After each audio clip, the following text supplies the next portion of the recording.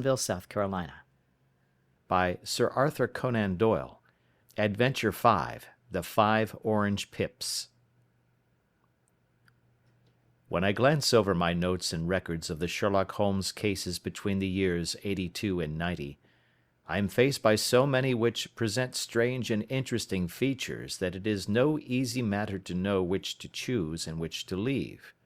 Some, however, have already gained publicity through the papers, and others have not offered a field for those peculiar qualities which my friend possessed in so high a degree, and which it is the object of these papers to illustrate. Some, too, have baffled his analytical skill, and would be, as narratives, beginnings without an ending, while others have been but partially cleared up, and have their explanations founded rather upon conjecture and surmise than on the absolute logical proof which was so dear to him. There is, however, one of these last which was so remarkable in its details, and so startling in its results, that I am tempted to give some account of it, in spite of the fact that there are points in connection with it which never have been, and probably never will be, entirely cleared up. The year '87 furnished us with a long series of cases of greater or less interest, of which I retain the records. Among my headings under this one 12 months, I find an account of the adventure of the Paradol Chamber, of the Amateur Mendicant Society, who held a luxurious club in the lower vault of a furniture warehouse; of the facts connected with the loss of the British bark Sophie Anderson; of the singular adventures of the Grice Pattersons in the island of Uffa; and finally of the Camberwell poisoning case. In the latter, as may be remembered, Sherlock Holmes was able, by winding up the dead man's watch, to prove that it had been wound up 2 hours before, and that therefore the deceased had gone to bed within that time, a deduction which was of the greatest importance in clearing up the case. All these I may sketch out at some future date, but none of them present such singular features as the strange train of circumstances which I have now taken up my pen to describe. It was in the latter days of September, and the equinoctial gales had set in with exceptional violence. All day the wind had screamed and the rain had beaten against the windows, so that even here, in the heart of great, hand-made London, we were forced to raise our minds for the instant from the routine of life and to recognize the presence of those great elemental forces which shriek at mankind through the bars of his civilization, like untamed beasts in a cage. As evening drew in, the storm grew higher and louder, and the wind cried and sobbed like a child in the chimney. Sherlock Holmes sat moodily at one side of the fireplace, cross-indexing his records of crime, while I at the other was deep in one of Clark Russell's fine sea stories, until the howl of the gale from without seemed to blend with the text, and the splash of the rain to lengthen out into the long swash of the sea waves. My wife was on a visit to her mother's, and for a few days I was a dweller once more in my old quarters at Baker Street. "Why," said I, glancing up at my companion, "that was surely the bell. Who could come tonight? Some friend of yours, perhaps?" "Except yourself, I have none," he answered. "I do not encourage visitors." "A client, then?" "If so, it is a serious case. Nothing less would bring a man out on such a day and at such an hour. But I take it that it is more likely to be some crony of the landlady's." Sherlock Holmes was wrong in his conjecture, however, for there came a step in the passage and a tapping at the door. He stretched out his long arm to turn the lamp away from himself and towards the vacant chair upon which a newcomer must sit. "Come in," said he.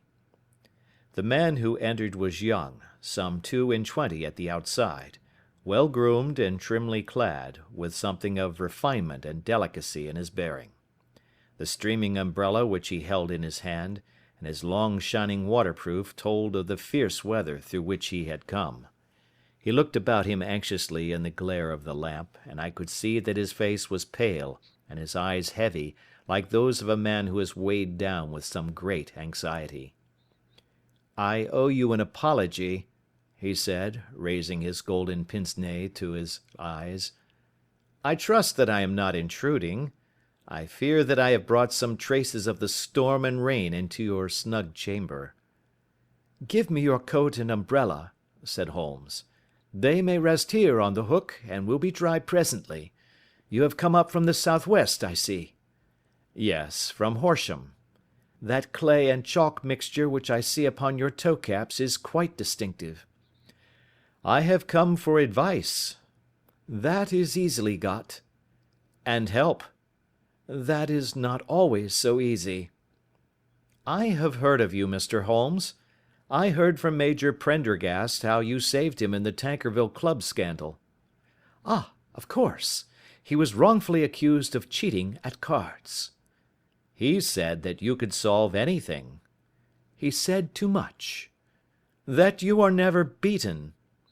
"I have been beaten 4 times, 3 times by men and once by a woman." "But what is that compared with the number of your successes?" "It is true that I have been generally successful." "Then you may be so with me." "I beg that you will draw your chair up to the fire and favour me with some details as to your case." "It is no ordinary one." "None of those which come to me are. I am the last court of appeal." "And yet I question, sir, whether, in all your experience, you have ever listened to a more mysterious and inexplicable chain of events than those which have happened to my own family." "You fill me with interest," said Holmes. "Pray give us the essential facts from the commencement, and I can afterwards question you as to those details which seem to me to be most important." The young man pulled his chair up and pushed his wet feet out towards the blaze. "My name," said he, "is John Openshaw, but my own affairs have, as far as I can understand, little to do with this awful business. It is a hereditary matter, so in order to give you an idea of the facts I must go back to the commencement of the affair. You must know that my grandfather had 2 sons, my uncle Elias and my father Joseph. My father had a small factory at Coventry, which he enlarged at the time of the invention of bicycling. He was a patentee of the Openshaw unbreakable tire, and his business met with such success that he was able to sell it and to retire upon a handsome competence. My uncle Elias emigrated to America when he was a young man, and became a planter in Florida, where he was reported to have done very well. At the time of the war he fought in Jackson's army, and afterwards under Hood, where he rose to be a colonel. When Lee laid down his arms, my uncle returned to his plantation, where he remained for 3 or 4 years. About 1869 or 1870, he came back to Europe and took a small estate in Sussex, near Horsham. He had made a very considerable fortune in the States, and his reason for leaving them was his aversion to the negroes, and his dislike of the Republican policy in extending the franchise to them. He was a singular man, fierce and quick-tempered, very foul-mouthed when he was angry, and of a most retiring disposition. During all the years that he lived at Horsham, I doubt if ever he set foot in the town. He had a garden and 2 or 3 fields round his house, and there he would take his exercise, though very often for weeks on end he would never leave his room. He drank a great deal of brandy and smoked very heavily, but he would see no society and did not want any friends, not even his own brother. He didn't mind me. In fact, he took a fancy to me, for at the time when he saw me first I was a youngster of 12 or so. This would be in the year 1878, after he had been 8 or 9 years in England. He begged my father to let me live with him, and he was very kind to me in his way. When he was sober he used to be fond of playing backgammon and draughts with me, and he would make me his representative both with the servants and with the tradespeople, so that by the time that I was 16 I was quite master of the house. I kept all the keys and could go where I liked and do what I liked, so long that I did not disturb him in his privacy.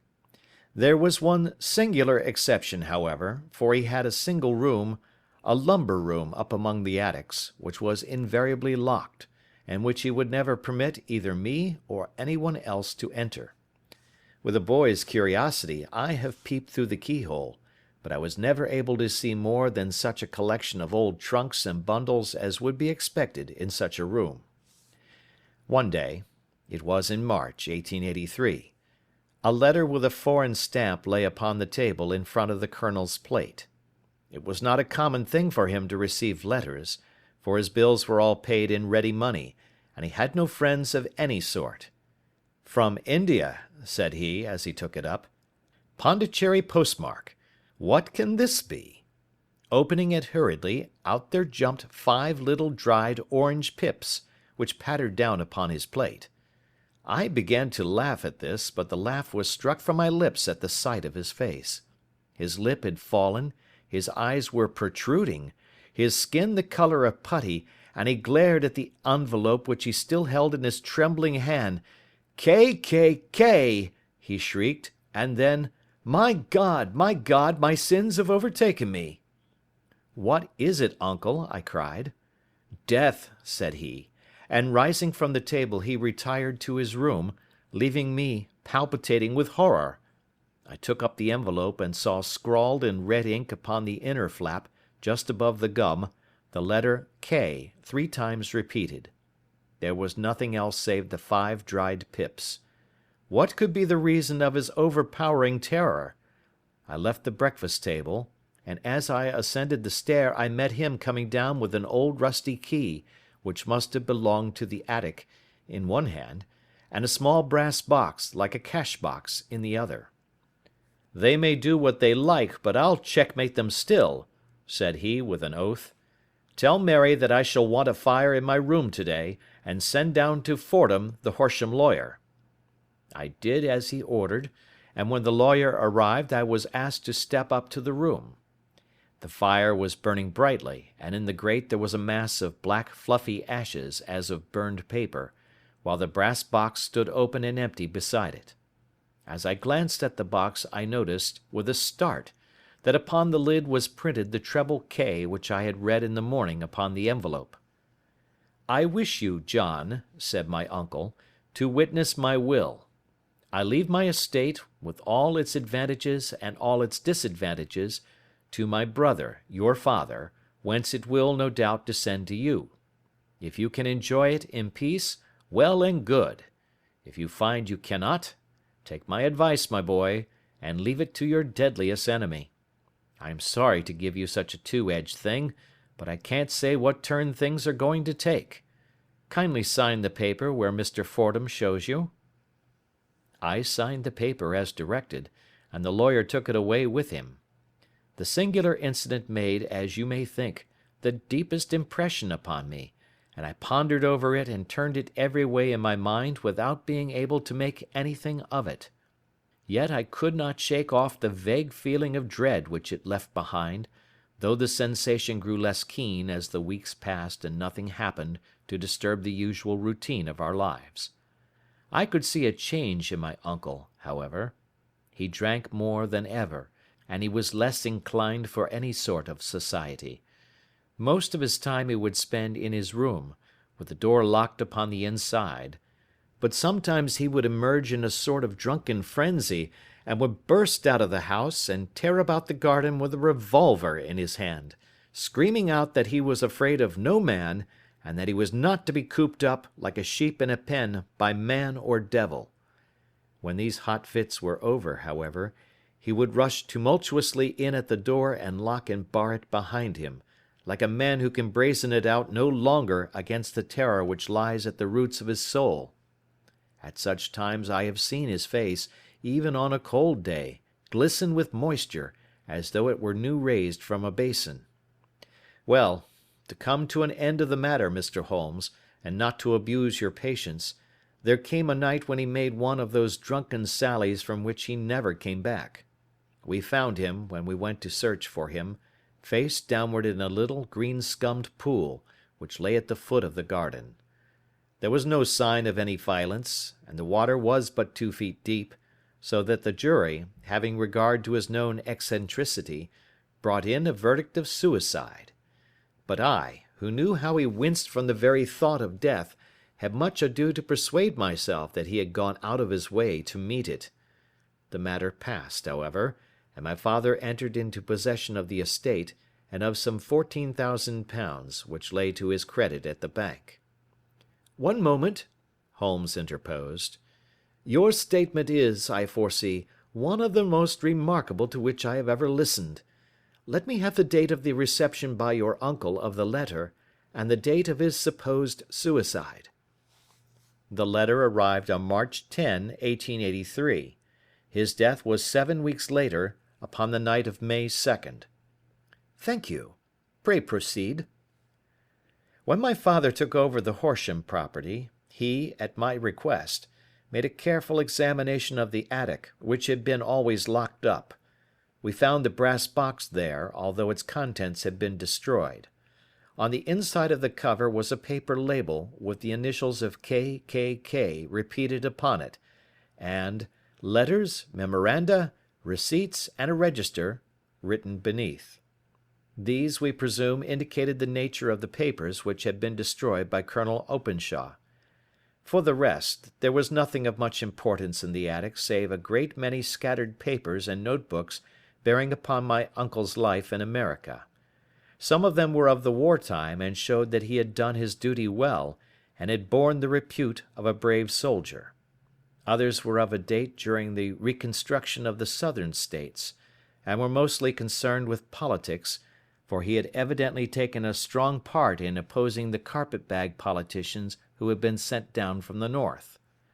Well, it was at the beginning of '84 when my father came to live at Horsham, and all went as well as possible with us until the January of '85.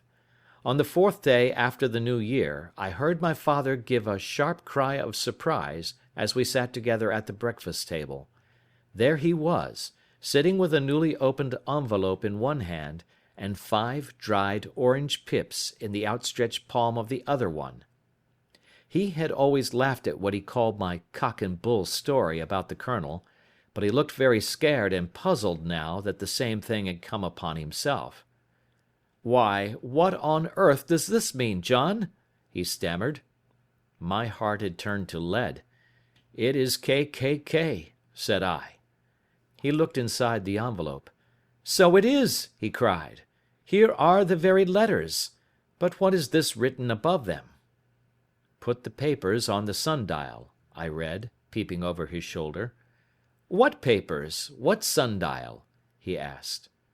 "The sundial in the garden. There is no other," said I.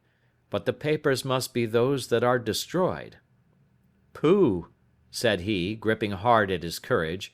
"We are in a civilized land here, and we can't have tomfoolery of this kind. Where does the thing come from?" "From Dundee," I answered, glancing at the postmark. "Some preposterous practical joke," said he. "What have I to do with sundials and papers? I shall take no notice of such nonsense." "I should certainly speak to the police," I said. "And to be laughed at for my pains. Nothing of the sort." "Then let me do so?" "No, I forbid you. I won't have a fuss made about such nonsense." It was in vain to argue with him, for he was a very obstinate man. I went about, however, with a heart which was full of forebodings. On the 3rd day after the coming of the letter, my father went from home to visit an old friend of his, Major Freebody, who is in command of one of the forts upon Portsdown Hill. I was glad that he should go up, for it seemed to me that he was farther from danger when he was away from home. In that, however, I was in error.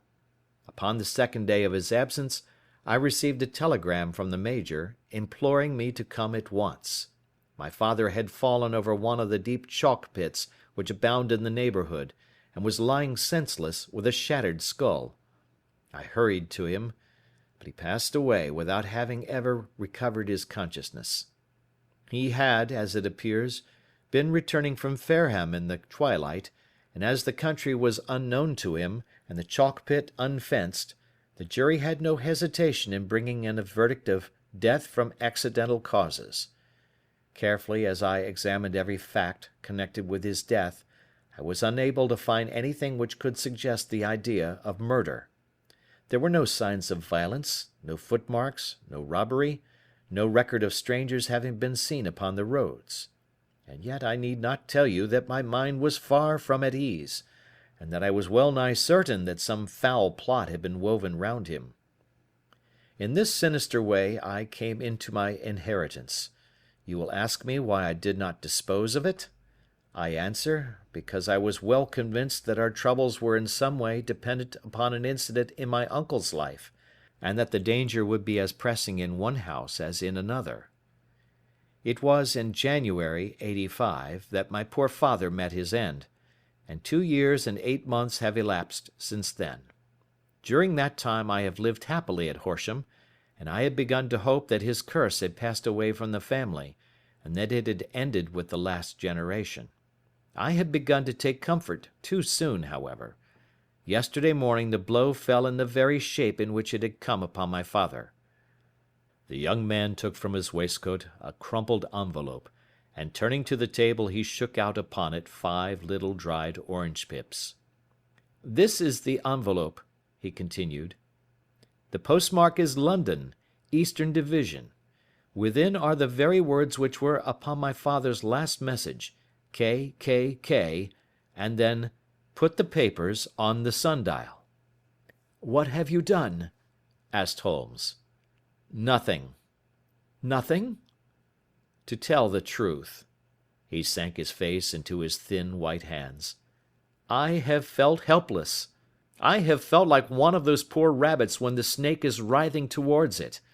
I seem to be in the grasp of some resistless, inexorable evil, which no foresight and no precautions can guard against." "Tut, tut!" cried Sherlock Holmes. "You must act, man, or you are lost. Nothing but energy can save you. This is no time for despair." "I have seen the police." "Ah! But they listened to my story with a smile. I am convinced that the inspector has formed the opinion that the letters are all practical jokes, and that the deaths of my relations were really accidents, as the jury stated, and were not to be connected with the warnings." Holmes shook his clenched hands in the air. "Incredible imbecility!" he cried. "They have, however, allowed me a policeman, who may remain in the house with me." "Has he come with you tonight?" "No, his orders were to stay in the house." Again Holmes raved in the air. "Why did you come to me?" he cried. "And, above all, why did you not come at once?" "I did not know. It was only today that I spoke to Major Prendergast about my troubles, and was advised by him to come to you." "It is really 2 days since you had the letter. We should have acted before this. You have no further evidence, I suppose, than that which you have placed before us?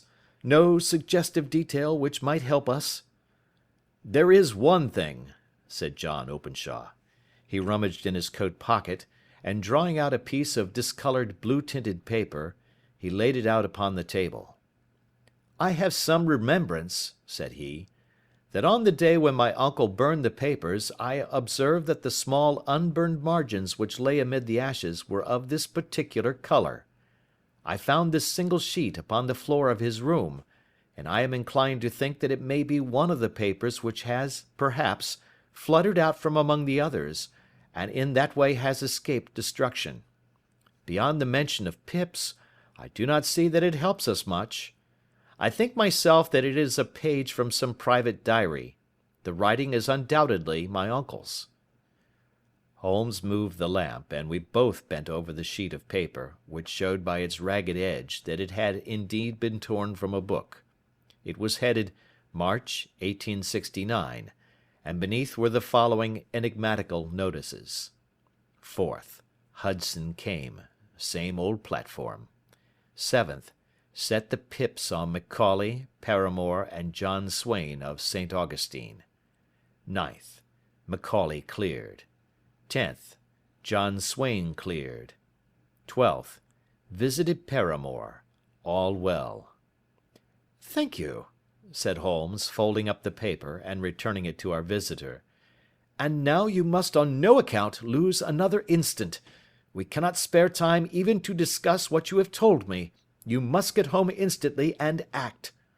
"What shall I do?" "There is but one thing to do. It must be done at once. You must put this piece of paper which you have shown us into the brass box which you have described. You must also put in a note to say that all the other papers were burned by your uncle, and that this is the only one which remains. You must assert that in such words as will carry conviction with them. Having done this, you must at once put the box out upon the sundial as directed. Do you understand?" "Entirely." "Do not think of revenge or anything of the sort at present. I think that we may gain that by means of the law, but we have our web to weave, while theirs is already woven. The first consideration is to remove the pressing danger which threatens you. The second is to clear up the mystery and to punish the guilty parties." "I thank you," said the young man, rising and pulling on his overcoat. "You have given me fresh life and hope. I shall certainly do as you advise." "Do not lose an instant. And, above all, take care of yourself in the meanwhile, for I do not think that there can be a doubt that you are threatened by a very real and imminent danger. How do you go back?" "By train from Waterloo." "It is not yet 9. The streets will be crowded, so I trust that you may be in safety, and yet you cannot guard yourself too closely." "I am armed." "That is well. Tomorrow I shall set to work upon your case." "I shall see you at Horsham, then?" "No, your secret lies in London. It is there that I shall seek it." "Then I shall call upon you in a day, or in 2 days, with news as to the box and the papers. I shall take your advice in every particular." He shook hands with us and took his leave. Outside the wind still screamed and the rain splashed and pattered against the windows. This strange, wild story seemed to have come to us from amid the mad elements, blown in upon us like a sheet of seaweed in a gale, and now to have been reabsorbed by them once more. Sherlock Holmes sat for some time in silence, with his head sunk forward and his eyes bent upon the red glow of the fire. Then he lit his pipe, and leaning back in his chair he watched the blue smoke rings as they chased each other up to the ceiling. "I think, Watson," he remarked at last, "that of all our cases we have had none more fantastic than this." "Save, perhaps, the sign of 4. "Well, yes, save perhaps that. And yet this John Openshaw seems to me to be walking amid even greater perils than did the Sholtos." "But have you," I asked, "formed any definite conception as to what these perils are?" "There can be no question as to their nature," he answered. "Then what are they? Who is this K., and why does he pursue this unhappy family?" Sherlock Holmes closed his eyes and placed his elbows upon the arms of his chair, with his fingertips together. "The ideal reasoner," he remarked, "would, when he had once been shown a single fact in all its bearings, deduce from it not only all the chain of events which led up to it, but also all the results which would follow from it. As Cuvier could correctly describe a whole animal by the contemplation of a single bone, so the observer who has thoroughly understood one link in a series of incidents should be able to accurately state all the other ones, both before and after. We have not yet grasped the results which the reason alone can attain to. Problems may be solved in the study which have baffled all those who have sought a solution by the aid of their senses. To carry the art, however, to its highest pitch, it is necessary that the reasoner should be able to utilize all the facts which have come to his knowledge. And this in itself implies, as you will readily see, a possession of all knowledge, which, even in these days of free education and encyclopedias, is a somewhat rare accomplishment. It is not so impossible, however, that a man should possess all knowledge which is likely to be useful to him in his work, and this I have endeavoured in my case to do. If I remember rightly, you on one occasion, in the early days of our friendship, defined my limits in a very precise fashion." "Yes," I answered, laughing. "It was a singular document. Philosophy, astronomy, and politics were marked at 0, I remember. Botany variable, geology profound as regards the mud stains from any region within 50 miles of town, chemistry eccentric, anatomy unsystematic, sensational literature and crime records unique, violin player, boxer, swordsman, lawyer, and self-poisoner by cocaine and tobacco. Those, I think, were the main points of my analysis." Holmes grinned at the last item. "Well," he said, "I say now, as I said then, that a man should keep his little brain attic stocked with all the furniture that he is likely to use, and the rest he can put away in the lumber room of his library, where he can get it if he wants it. Now, for such a case as the one which has been submitted to us tonight, we need certainly to muster all our resources. Kindly hand me down the letter K of the American Encyclopedia which stands upon the shelf beside you. Thank you. Now let us consider the situation and see what may be deduced from it.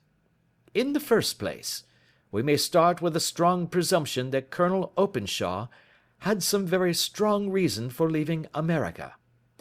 Men at his time of life do not change all their habits and exchange willingly the charming climate of Florida for the lonely life of an English provincial town. His extreme love of solitude in England suggests the idea that he was in fear of someone or something, so we may assume as a working hypothesis that it was fear of someone or something which drove him from America.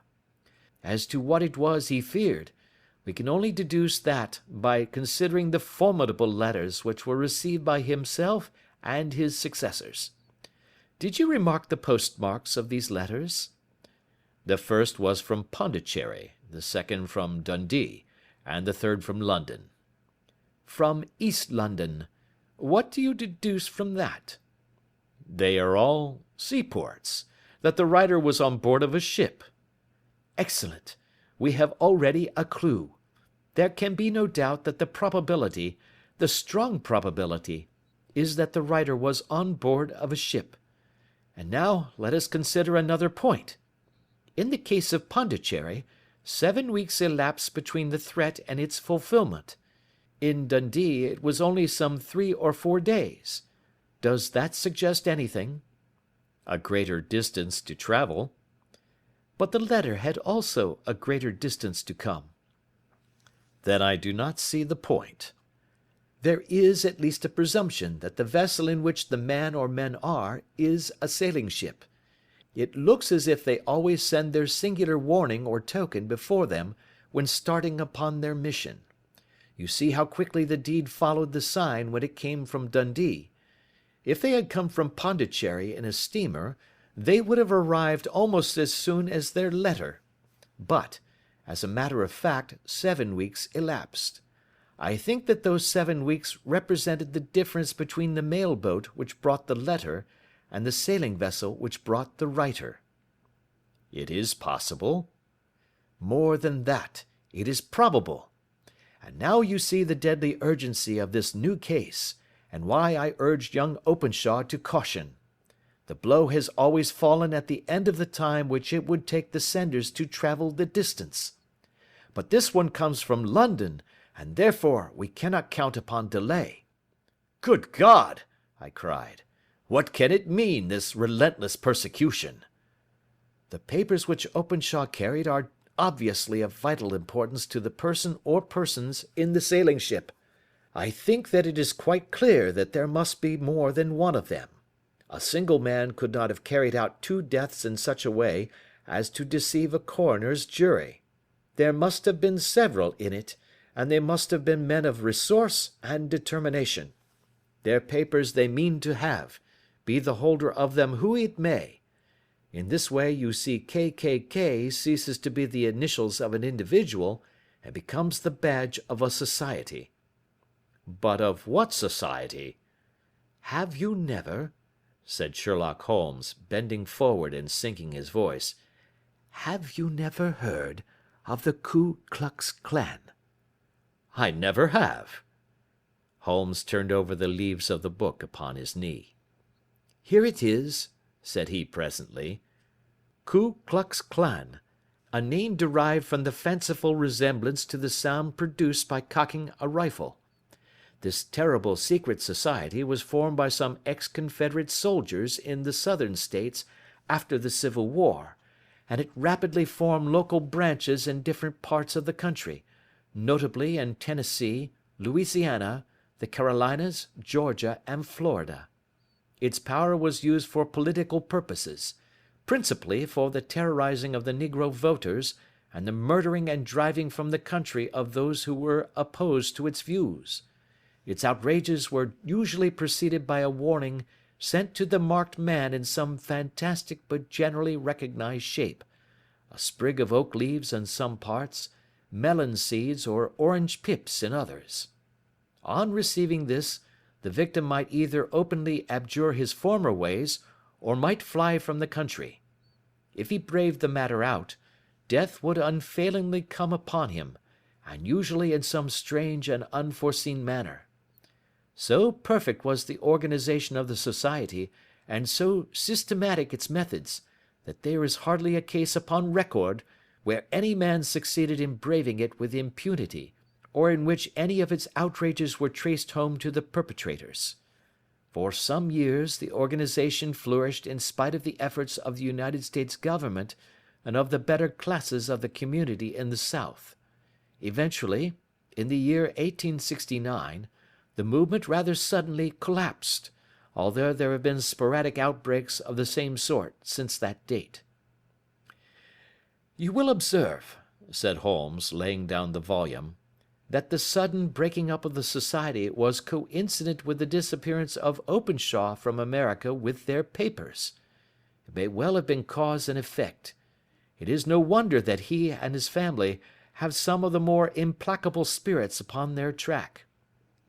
You can understand that this register and diary may implicate some of the first men in the South, and that there may be many who will not sleep easy at night until it is recovered. Then the page we have seen is such as we might expect. It ran, if I remember right, sent the pips to A, B, and C. That is, sent the society's warning to them. Then there are successive entries that A and B cleared, or left the country, and finally that C was visited, with, I fear, a sinister result for C. Well, I think, Doctor, that we may let some light into this dark place, and I believe that the only chance young Openshaw has in the meantime is to do what I have told him. There is nothing more to be said or to be done tonight, so hand me over my violin, and let us try to forget for half an hour the miserable weather and the still more miserable ways of our fellow men." It had cleared in the morning, and the sun was shining with a subdued brightness through the dim veil which hangs over the great city. Sherlock Holmes was already at breakfast when I came down. "You will excuse me for not waiting for you," said he. "I have, I foresee, a very busy day before me in looking into this case of young Openshaw's." "What steps will you take?" I asked. "It will very much depend upon the results of my first inquiries. I may have to go down to Horsham after all." "You will not go there first?" "No, I shall commence with the city. Just ring the bell and the maid will bring up your coffee." As I waited, I lifted the unopened newspaper from the table and glanced my eye over it. It rested upon a heading which sent a chill to my heart. "Holmes!" I cried, "you are too late." "Ah," said he, laying down his cup, "I feared as much. How was it done?" He spoke calmly, but I could see that he was deeply moved. My eye caught the name of Openshaw, and the heading "Tragedy near Waterloo Bridge." Here is the account. Between 9 and 10 last night, Police Constable Cook, of the H Division, on duty near Waterloo Bridge, heard a cry for help and a splash in the water. The night, however, was extremely dark and stormy, so that, in spite of the help of several passers-by, it was quite impossible to effect a rescue. The alarm, however, was given, and by the aid of the water police the body was eventually recovered. It proved to be that of a young gentleman whose name, as it appears from an envelope which was found in his pocket, was John Openshaw, and whose residence is near Horsham. It is conjectured that he may have been hurrying down to catch the last train from Waterloo Station, and that in his haste and the extreme darkness he missed his path and walked over the edge of one of the small landing places for river steamboats. The body exhibited no traces of violence, and there can be no doubt that the deceased had been the victim of an unfortunate accident, which should have the effect of calling the attention of the authorities to the condition of the riverside landing stages. We sat in silence for some minutes, Holmes more depressed and shaken than I had ever seen him. "That hurts my pride, Watson," he said at last. "It is a petty feeling, no doubt, but it hurts my pride. It becomes a personal matter with me now, and if God sends me health, I shall set my hand upon this gang. That he should come to me for help, and that I should send him away to his death." He sprang from his chair, and paced about the room in uncontrollable agitation, with a flush upon his sallow cheeks, and a nervous clasping and unclasping of his long, thin hands. "They must be cunning devils," he exclaimed at last. "How could they have decoyed him down there? The embankment is not on the direct line to the station. The bridge no doubt was too crowded, even on such a night, for their purpose. Well, Watson, we shall see who will win in the long run. I am going out now." "To the police?" "No, I shall be my own police. When I have spun the web they may take the flies, but not before." All day I was engaged in my professional work, and it was late in the evening before I returned to Baker Street. Sherlock Holmes had not come back yet. It was nearly 10 o'clock before he entered, looking pale and worn. He walked up to the sideboard, and tearing a piece from the loaf he devoured it voraciously, washing it down with a long draught of water. "You are hungry," I remarked. "Starving. It had escaped my memory. I have had nothing since breakfast." "Nothing?" "Not a bite. I had no time to think of it." "And how have you succeeded?" "Well." "You have a clue?" "I have them in the hollow of my hand. Young Openshaw shall not long remain unavenged. Why, Watson, let us put their own devilish trademark upon them. It is well thought of." "What do you mean?" He took an orange from the cupboard, and tearing it to pieces he squeezed out the pips upon the table. Of these he took 5 and thrust them into an envelope. On the inside of the flap he wrote S.H. for J.O. Then he sealed it and addressed it to Captain James Calhoun, Bark Lone Star, Savannah, Georgia. "This will await him when he enters port," said he, chuckling. "It may give him a sleepless night. He will find it as sure a precursor of his fate as Openshaw did before him." "And who is this Captain Calhoun?" "The leader of the gang. I shall have the others, but he first." "How did you trace it, then?" He took a large sheet of paper from his pocket, all covered with dates and names. "I have spent the whole day," said he, "over Lloyd's registers and files of the old papers, following the future career of every vessel which touched at Pondicherry in January and February in '83. There were 36 ships of fair tonnage which were reported there during those months. Of these, one, the Lone Star, instantly attracted my attention, since, although it was reported as having cleared from London, the name is that which is given to one of the states of the Union." "Texas, I think." "I was not and am not sure which, but I knew that the ship must have an American origin." "What then?" "I searched the Dundee records, and when I found that the bark Lone Star was there in January '85, my suspicion became a certainty. I then inquired as to the vessels which lay at present in the port of London." "Yes?" "The Lone Star had arrived here last week. I went down to the Albert Dock, and found that she had been taken down the river by the early tide this morning, homeward bound to Savannah. I wired to Gravesend, and learned that she had passed some time ago, and as the wind is easterly, I have no doubt that she is now past the Goodwins and not very far from the Isle of Wight." "What will you do, then?" "Oh, I have my hand upon him. He and the two mates are, as I learn, the only native-born Americans in the ship. The others are Finns and Germans. I know also that they were all three away from the ship last night. I had it from the stevedore who has been loading their cargo. By the time that their sailing ship reaches Savannah, the mail boat will have carried this letter, and the cable will have informed the police of Savannah that these three gentlemen are badly wanted here upon a charge of murder." There is ever a flaw, however, in the best laid of human plans, and the murderers of John Openshaw were never to receive the orange pips which would show them that another, as cunning and as resolute as themselves, was upon their track. Very long and very severe were the equinoctial gales that year. We waited long for news of the Lone Star of Savannah, but none ever reached us.